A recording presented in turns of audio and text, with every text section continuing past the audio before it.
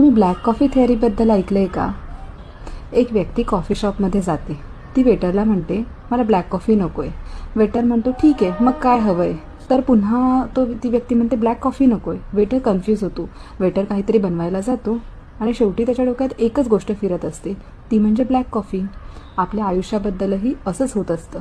आपण नेहमी म्हणतो, मला हे नको, ते नको, असं नको व्हायला, तसं नको व्हायला, पण नेमकं काय हवं याबद्दल आपणच क्लिअर नसतो. युनिव्हर्सला हवं आहे नको आहे यामधला फरक कळत नाही. तो फक्त रिपीट होणारा थॉट पकडत असतो. तुम्ही सतत म्हणता, मला दुःख नको, मला फेल्युअर नको, मला स्ट्रेस नको, तर तो फोकस ऑटोमॅटिकली तिथेच जातो आणि अशाच गोष्टी आपण आपल्या आयुष्यामध्ये अट्रॅक्ट करत असतो.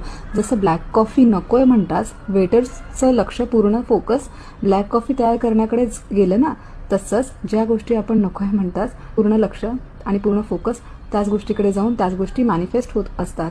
Think on it.